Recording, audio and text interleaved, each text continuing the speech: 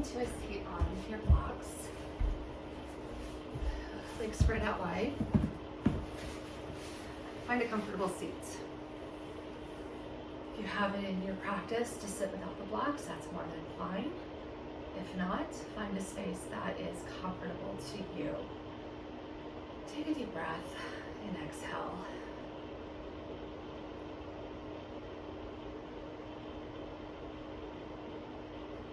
Take 3 small inhales with 1 exhale.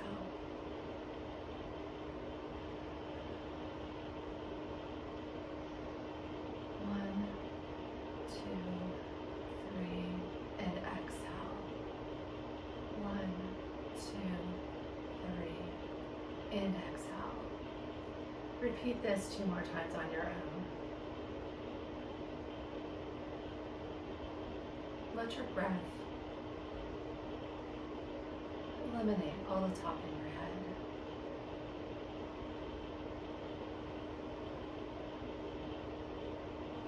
Open up that space for this practice.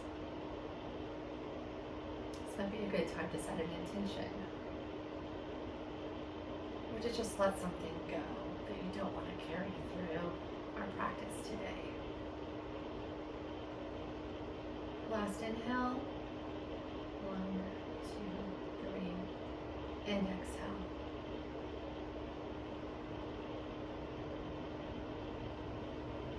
Put your hands behind your back. Take your right arm and grab your left thumb and move it over to your left hip, like a holster. Just feel the stretch there through your back and your shoulders, and opening yourself up for what's to come. And take a breath. And as you move through to the other side, interlock your fingers together and just pull straight back. Just feel that opening in your chest. And as you move over to your right hip, take your right hand and grab your left thumb and pull that as well. Just feel that stretch.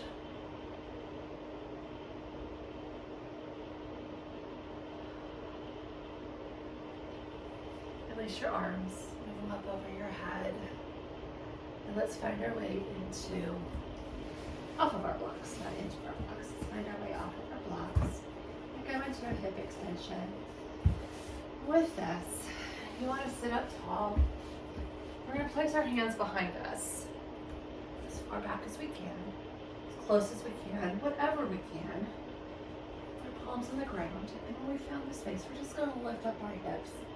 Push our head back and just feel our front body opening. You should feel the stretch in the front of your quads and your shoulders as you're pulling them together. Just take a breath here. And to release, we're just going to push our hips back down and walk it back up. Moving into tabletop, we're going to warm up our wrists so that our body is open and prepared for what is to come. So from the tabletop position, we just want to make circles, big, wide circles to the right. Do it 2 times on each side. Just really feel with intention the stretching going on in our hands. Move it all the way back into child pose. All the way with your heart moving forward. And once you've completed 2 circles on each side, go ahead and shake those wrists out, and we're going to move into a reverse cat-cow. Now to do so, you can either take your arms, loop them around, and land with our fingertips facing our body, or you can simply just pick up your hand and move it into the other direction. Whatever works in your practice today. And here we're going to move through cat and cow. So with our inhale, we're just going to push our hips up, drop our stomach, and lift up our head. And with our exhale, we're going to pull through your stomach and move into cow. Inhale, cat. Exhale, cow. We're going to move through this 3 more times at your own pace. Being fully aware of our body moving through each pose. The opening is happening. Putting our arms facing the opposite direction allows us to really get apart and just give this practice to our heart at this point. When you finish your 5th cat and cow, and meet me in center, and we're going to move into plank. We're leaving our arms as is, and we are going to move into plank either on your toes or on your knees. Either way is quite acceptable. And in this reverse plank, we're going to take a big inhale, and then we're going to exhale 10 small exhales. So go ahead and inhale and let it all out. And now big inhale. Exhale. 1, 2, 3, 4, 5, 6, 7, 8, 9, and 10. Go ahead and shake those wrists out. Oh, that feels so good. All right, once you've gotten feeling back in that, go ahead and we're going to place our palms next to our knees. We want a firm foundation here. So we want to make sure that we have our fingertips wide and we're placing them down in a strong area. And what we're going to do in this integration pose is we are going to lift up our hips as high as we possibly can to where we're sitting on our toes.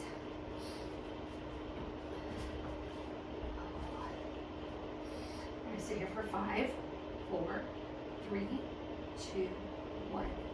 Lift up your left foot.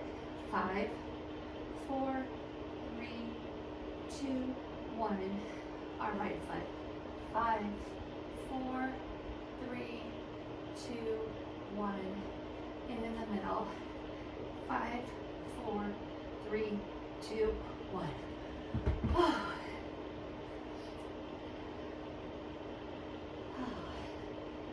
Go ahead and shake it out. From here, let's move into our toe pose. Toe pose is a great way to open our feet. Painful as it must be, it's probably not one of my favorite poses, but wow, does it do wonders. So we want to get into our toes as much, we do it just as you can see, as much as possible. We want to get our toes underneath our feet. Sometimes we have to pull that little pinky out and get into them and sit back. You should feel the stretch in your toes and your arches especially. I have high arches and this just feels amazing to me. In this position, we're just going to go through some sitting cat-cows. We're just going to interlace our hands and push out and then up and out, curling our back, straight up, lifting through, curl up our back, and just find the space for 2 more rounds. 2, 1, 2. Go ahead and lean forward when you've completed. You might just want to tap out those toes. Oh, feel that in my arches. I have such high arches. It just feels so good on them. Oh. Once you've found that space from tapping me in an up dog, or I'm sorry, downward dog. This is our first down dog of the day. So just want to stretch it out. Play around with it. Maybe move your heels to the left and then the right. Bend your knees, push back. Maybe roll into plank.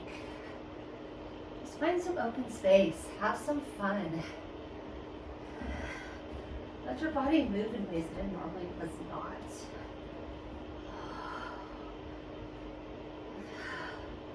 And once you feel like you found that space opening, just go ahead and sit in your down dog for 3 breaths.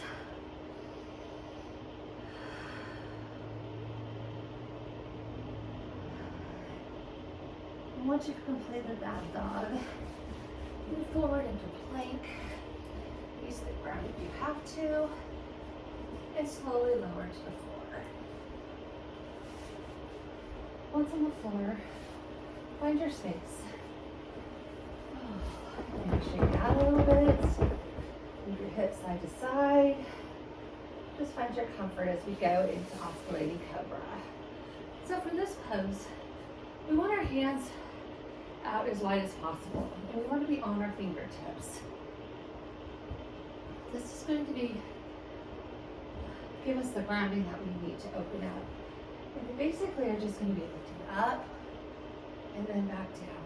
We're going to do this 5 times. All the way up on our fingertips and lowering back down. That's 1, up and back down. That's 2,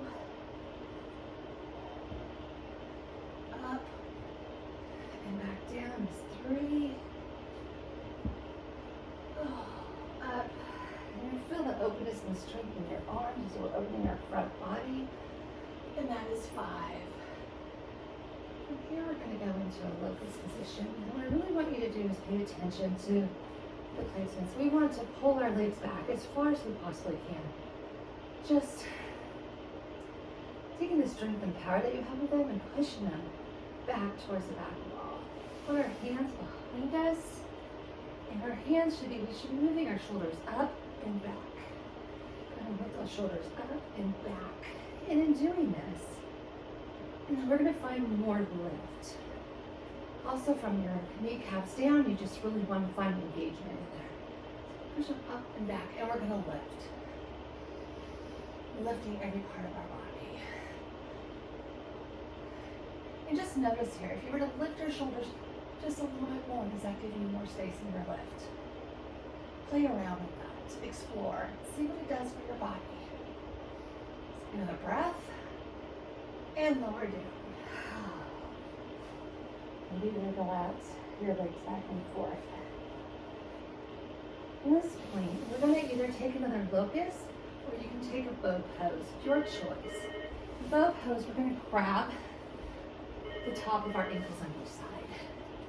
And similar to locust, we're going to be wanting to see them push. We're going to try to see these feet and push into our hands and lift up. And we really want to be paying attention to make sure that we are equally pushing. Deep breath, push, push and pull. See how high you can get. And lower down. Whew. Go ahead and lift up. And push back into child pose real quick just to give us a little stretch. And from here, we're going to play around a little bit. We're going to go into your choice. It's going to be dolphin, upward handstand, forearm stand, whatever is in your practice today. We're going to find our space to there. So for dolphin, we want to take a block and put our hands in between it. So just equally in between it, and we're going to set it down. In our forearms, we should be holding onto our block, and this is where our forearms should be.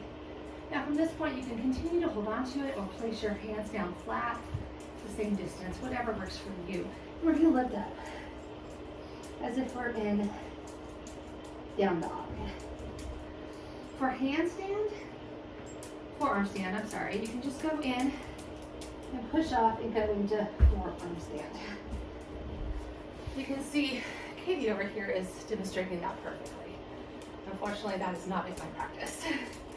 So give yourself some space, give yourself some time, and find that pose that's really gonna give you that balance that you want today. Is it going to be forearm? If you've never done forearm, it's a great time to practice. From dolphin, when we get into that spot, we want to kick up from our leg. So just kick up and kind of play with it. See if you can move your legs in a little bit closer. Try to kick up on them.